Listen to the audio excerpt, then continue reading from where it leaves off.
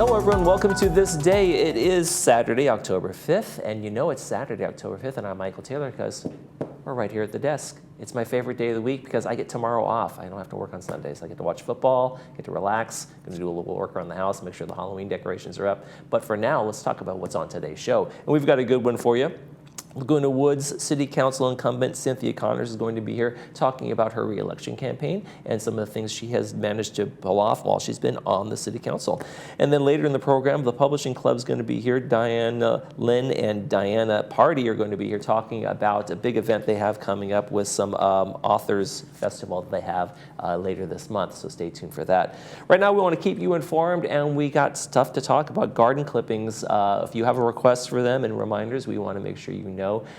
People are pruning back this time of year, cutting back stuff for the winter, and we're hoping for those spring blossoms. But if you need some pickups or have anything special, not everything go in the regular wastebasket. So make sure you email the folks over at Resident Services or give them a call and figure out exactly how the best way to make sure your clippings get picked up. All right, let's take a look at the weather while we're at it. And we got a warm weekend, above average temperatures. So actually, this is a good time to go out there and do some gardening maybe. Do those final clippings for the year, even though it feels like summer a little bit. We're actually in fall. I know we're going to have some cooler temperatures next week, but it's going to be a warm weekend and into Monday. So enjoy the warmer temperatures. Get out there and have some fun. Summer-like temperatures out there. Let's take a look at our sunrise and our sunset. Great picture here from Costa de Casa. This is a PJ Higgins. He took this picture for us out there. I have a friend who actually runs the maintenance and does the groundskeeping out there for Costa de Casa. He's never invited me to go play golf though. It's a little disappointing. But anyway, beautiful shot out there. Beautiful sunset. Sunrise this morning was 6:48. Sunset tonight is going to be 6:29.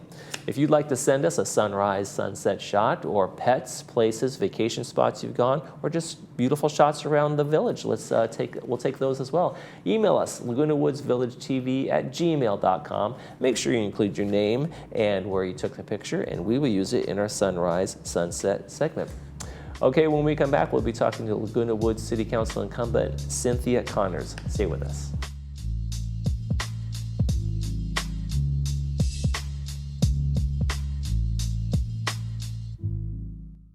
Welcome to the Artistry, South Orange County's only cannabis dispensary located right here in Laguna Woods. The Artistry is your trusted source for the highest quality cannabis products and the best customer service. We offer daily deals up to 50% off on top brands. Whether you're new to cannabis or a seasoned consumer, our friendly and informative staff is here to help you elevate in style. We're located next to Gate 3 and now offer delivery right to your door. Join us for a one-of-a-kind dispensary experience. Tickets are on sale at the Performing Arts Center for Kalimba. The Spirit of Earth, Wind, and Fire on November 9th, presented by the California Club. Enjoy a tribute full of the energy and soul of Earth, Wind, and Fire with songs like September and Boogie Wonderland. Purchase tickets at the Pack Box office or online at CaliforniaClubLWV.com or call 949-597-4289. Enjoy the music of Earth, Wind, and Fire like it was meant to be.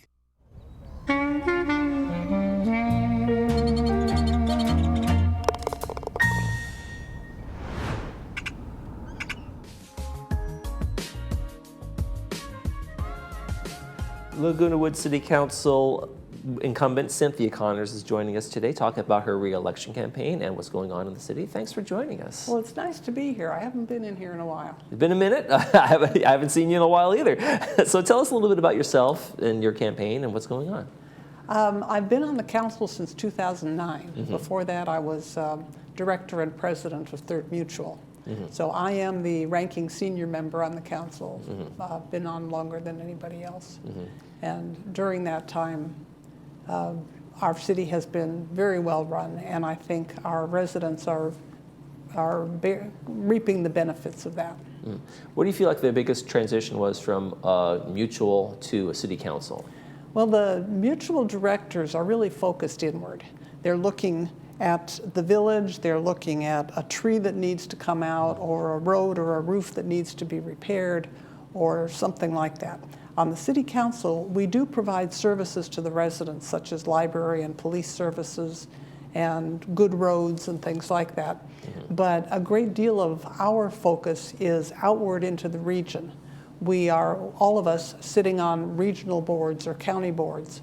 I'm on the Toll Roads Board of Directors. I've served on the County Waste Management Commission and the Coastal Greenbelt Authority and the Joint Powers Insurance Agency. We have our own, the municipalities have a risk management pool because State Farm doesn't really write insurance for improper guardrails or bad design of an intersection. Okay. So, and the Orange County, South Orange County mayors get together regularly to talk about regional issues. So that's really the biggest difference. Okay. So, you know, you're kind of at the retirement age, right? And why are you running? Why did you get involved, and why are you deciding I'm going to keep running, keep making things happen here? I enjoy it, but I would say generally that this satisfies my curiosity. I just really like to know things. I like to learn how things work. I like to know why they are the way they are, why they're not different. And I like to be able to deliver product for the people. Do you feel like what have you learned? What were some of the things that you say, like you like to learn things? What are some of the things that were eye-opening experiences for you as a city council member and doing this work? I think I'm on a quest to get to know the world better. And when I want to learn stuff, I don't want to learn how to solve a quadratic equation. I want to learn other things. Recently, I was at a meeting of the Toll Roads Environmental Committee, and we were talking about our wildlife fence along Highway 241 that goes up towards Riverside and Palm Springs and Las Vegas. And that fence has reduced the number of car animal impacts with mountain lions and bobcats and deer and coyotes to 0 along its length. But they have a jump out every half mile. So if an animal does find itself on the wrong side of the fence, it has a way to get out. And I asked, well, why are they every half mile? And we have a PhD environmental science guy on our staff. And he said, well, when a deer comes to a fence, he turns and he walks along the fence until he comes to a place to get through, and he goes for 3/4 of a mile, and if he doesn't find it, he turns around and goes the other way. So if you put it every half mile, then you know the animal will encounter the fence before they get in the breakout before they give up. Well, there's something you learned. Yeah, I mean, who knows those kinds of things? Right. But now I know them. Now you know. Now the television audience knows too. You've spread the world. What is, in terms of your reelection, what would you consider some of the benefits that you think you can bring to the city council if you are reelected? Do you have a kind of a campaign proposals for your next term? I think that fiduciary responsibility, it's boring and it's hidden, but our financial prudence is the thing that gives our city the ability to provide benefits for the community. We have our library, we have a new fire station coming in, we have our shredding program and our Sharps Take Back program and our battery disposal program and all sorts of things that we do for the residents. And those wouldn't be possible if we weren't careful with the people's money. We always have balanced budgets, we have no debt, we have no pension liability, we have complete transparency, we have award-winning financial reports and disclosures that exceed the basic requirements of accepted accounting principles. So that's what I think. I just want to run a steady ship so we could keep doing what we're doing. How important is it for you to kind of stay involved and stay up to date on everything that's going on as a city council member? And with all the boards you serve on, is it kind of a big ask for any one person? I think not, because on the council we do delegate.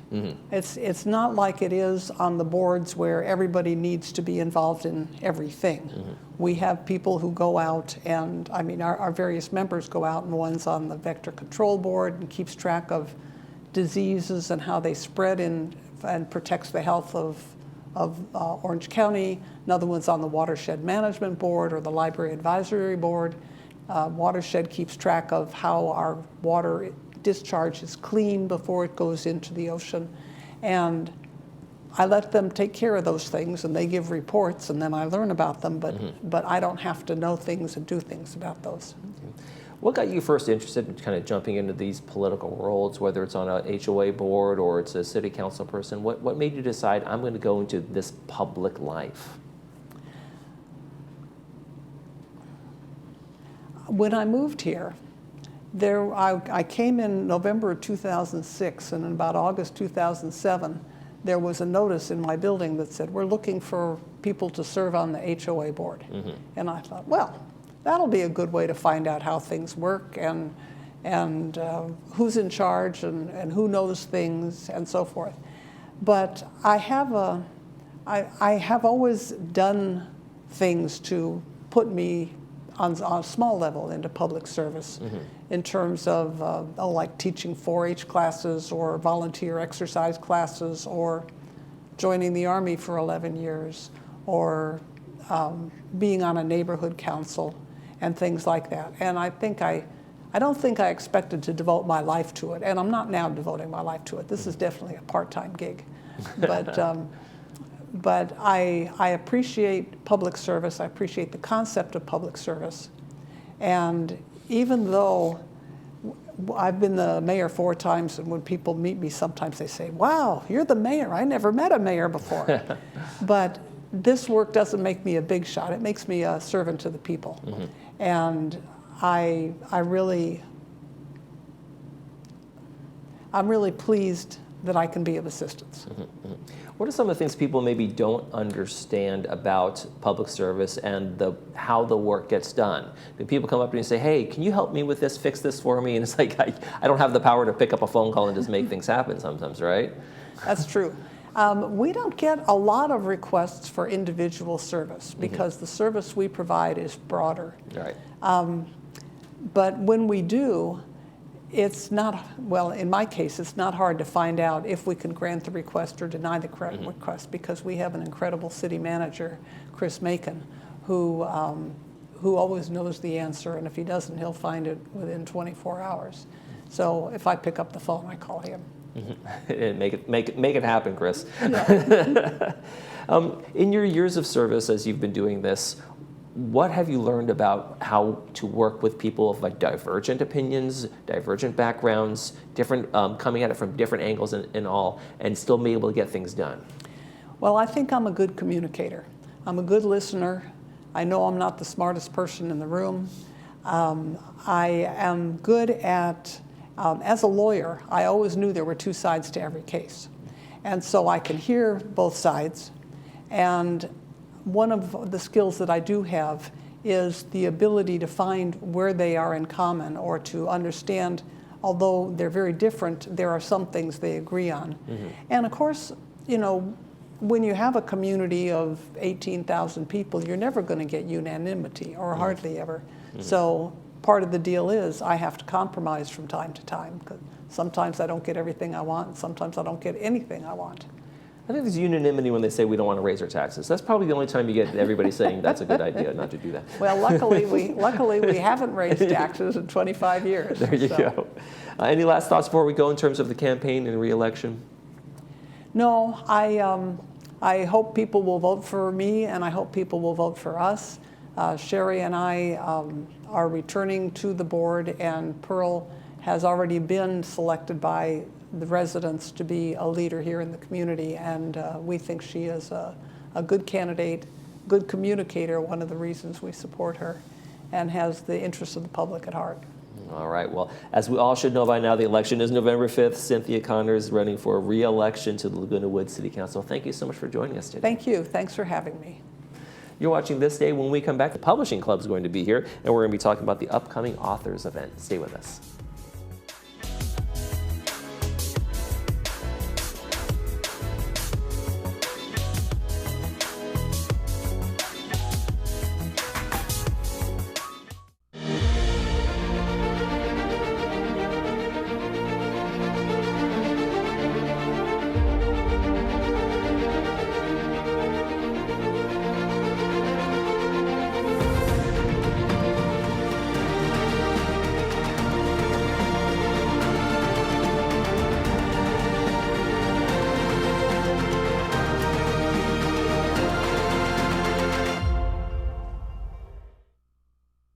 What would it feel like to hear better? Many people are trapped in the isolation of poor hearing and don't realize it. Even people that are wearing other hearing aids.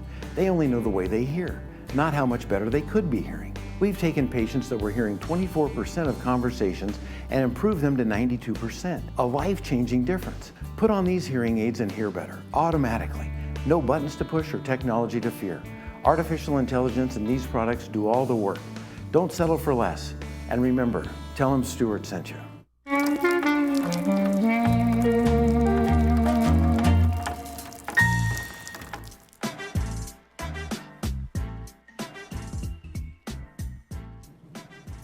Publishing Club wants you to start your holiday shopping a little early, and they've got an event for us that we're going to tell you about in just a second. I want to welcome from the club Dinah Lynn and Diana Party. Thank you guys for joining us. Thank you. Yes, the dynamic duo. The dynamic duo is here again. Love it.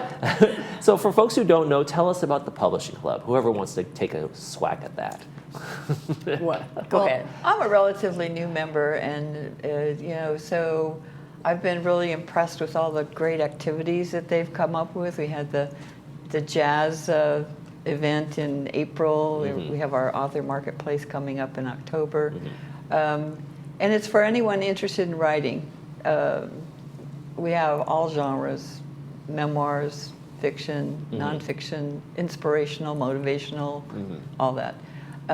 So if you're interested in writing and maybe publishing your book, then come and join us. Have some fun networking with other writers. Now hold up your book. I want to make sure we get that book up there. This is a mystery, right? Yes, it's a lighthearted, humorous mystery. Right. It was published 2 years ago. And on the cusp. Yes, on the cusp. It's about a young woman who's been an expat for the last 15 years, traveling the world.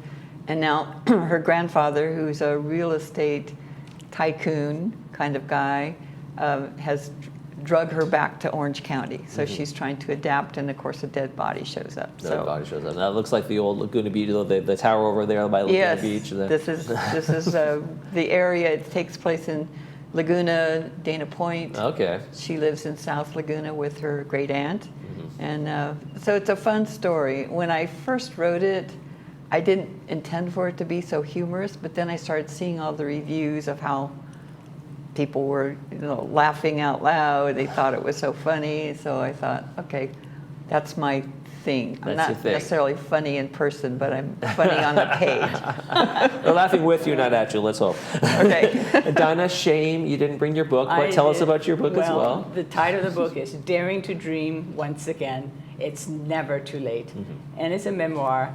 And I just feel that I had lived a very eclectic, very blessed life on both sides of the globe in 6 different countries. And I've learned a lot of lessons in my life. And I just wanted to share the lessons and my stories with other people to inspire them, that no matter what, it's never too late to follow your dream. There you go. And you guys have a marketplace with a lot of folks who will follow their dream that's coming up for people to come and see. Tell us about the marketplace, the event, all around it. Well, actually, the history started, 2022, 2 years ago. A couple years ago? 2 years ago, we had the first one in March, so it was the springtime. Then that same year, we had second one in October. Mm-hmm. And the first one, we had 18 authors. And the second one, and then the third one was a year ago, last year, October. It was called the Authors Forum, mm-hmm. and we had, I think, 26 authors, mm-hmm. and this year we have 36 authors. Wow. So, and we changed the title from Authors Forum to Authors Marketplace. So in 2.5 years, we went from 18 authors to 36 authors, mm-hmm. which I think next year maybe we'll probably have even more authors participating. We're going to need a bigger room. Right. We're going to need a bigger boat. You also have some sponsorships also, kind of people coming on board and kind of getting excited about being part of it, right? Absolutely, and we're happy to have these sponsors because they help us, to finance the event. We have 2 gold sponsors. You can see them behind you. 2 gold sponsors, Scan and Century 21. Mm-hmm. 2 silver sponsors, Sprouts and the UPS. And then 6 bronze sponsors with a diversity of different small businesses. Mm-hmm. Yes. Well, that sounds terrific. And so tell us a little bit about the kinds of books that are going to be showcased, the kind of authors that you guys have coming in.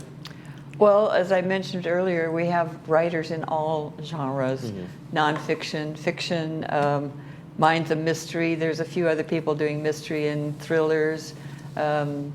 So just about anything. And what we really want is for lots of readers to come, because authors can come and kind of network with other authors, but the readers are the ones that want to read and buy books. And so that's the point of the whole thing, is to kind of get our authors a public forum for people to come in. What's the experience like when you guys are both authors, but when someone comes up to you and not an author, and they're like, "Wow, what's this about?" Is that kind of a cool interaction to have? Like, what's the you talk about process, you talk about your ideas and stories, things like that. Well, the best thing is for them to come up and ask a question, any question, and start a conversation with them. Try to find out what it is their interest would be.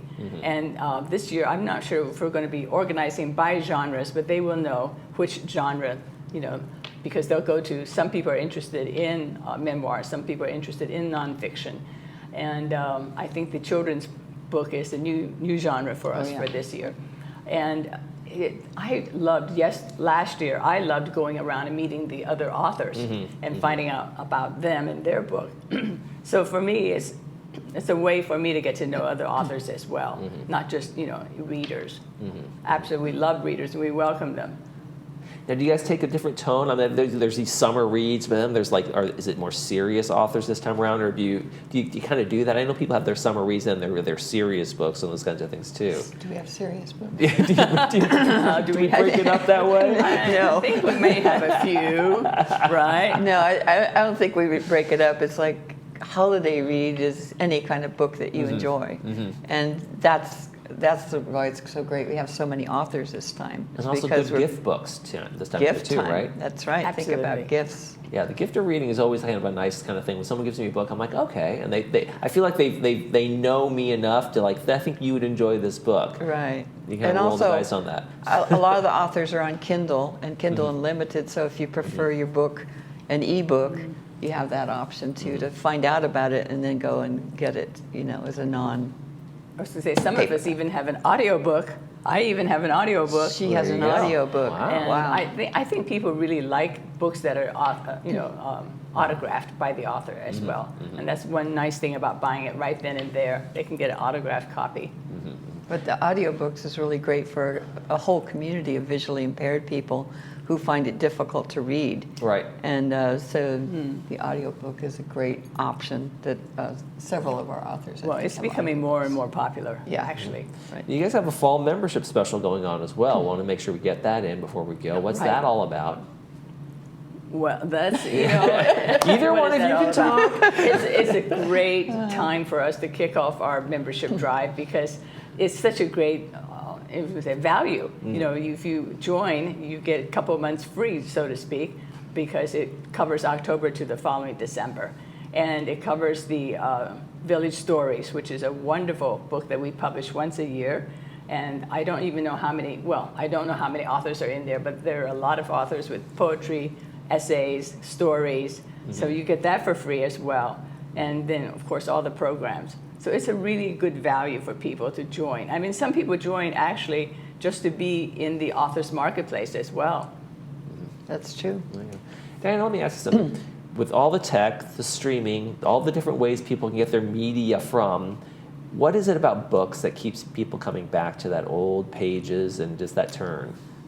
Some people just like that physical feeling of having a book. Some people like the smell of old books in the library or wherever. So we all have our different styles. I have gone more and more toward Kindle because I like to read at night before I go to bed, and it's This easier is an illumination of it, sure. Yeah, I get a black background, white letters, and it's easy for me to read.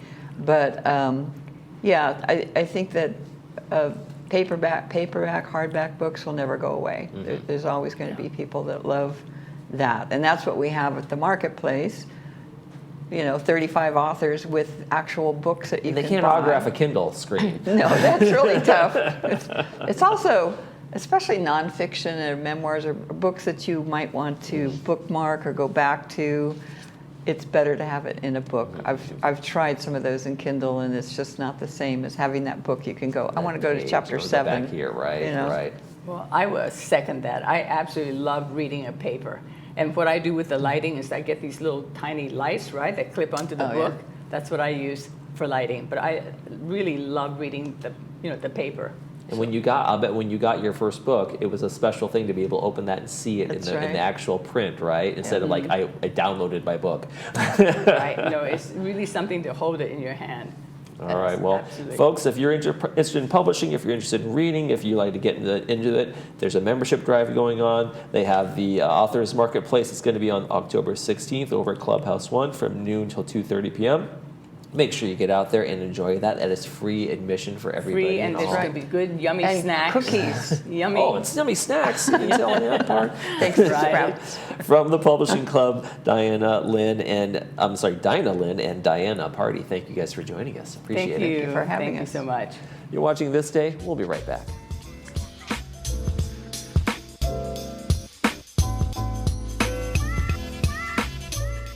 Attention all club organizers, party planners, and those who simply love to gather and celebrate life's special moments. Are you tired of the hassle of cooking for your events? Looking for a convenient and delicious solution? Introducing our easy and convenient catering trays, perfect for groups of any size from 35 to 90. Need a larger space to host your event? Look no further than our restaurant's banquet room, the perfect venue for your next gathering. Call us today to place your catering order or reserve our banquet room for your next event. Create memories and traditions with Polly's Pies. Celebrating 65. Exciting until you wonder, should I apply for Medicare? If so, how? But I'm still working. What is Medicare Part A, Part B, C, D? Are there penalties involved? We make it easier for you. We discuss the pros, cons, and myths. Call 1-888-225-6468. We help you understand, enroll, and use your benefits so you can go back to doing the things you love.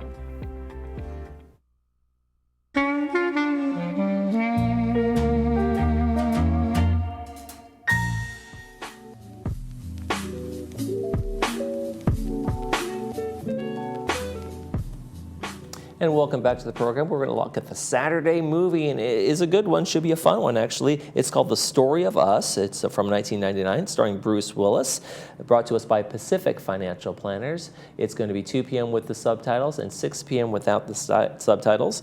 Ben and Kate Jordan are a married couple who go through hard times in the 15 years of marriage with a bit of comedy, drama, and romance. It promises to resonate with lots of folks. And I think we all can relate to comedy, drama, romance in a marriage. So it should be a fun one to watch for this Saturday. Make sure you tune into that. Let's take a quick check of our weather before we head out. We have a warm weekend in store for us. Hopefully the temperatures are going to start feeling more fall-like. We had some really nice fall temperatures, but now they've kind of bumped up back into a little mini heat wave here. So we're going to have mid-80s really through the rest of the weekend and into Monday. Then we start to cool off for the rest of the week. So looking forward to that. Something else we look forward to is Monday's program. We're going to have Memorial Cares bringing us Thrive Harvest Festival. So we're going to find out what's going on at the Harvest Festival with the folks on the show on Monday, as well as City Council candidate Pearl Lee is going to be on talking about her election campaign, so stay tuned for those two. That's going to do it for this edition of This Day. I'm Michael Taylor. For all of us here at Village Television, we hope you make this day a great one.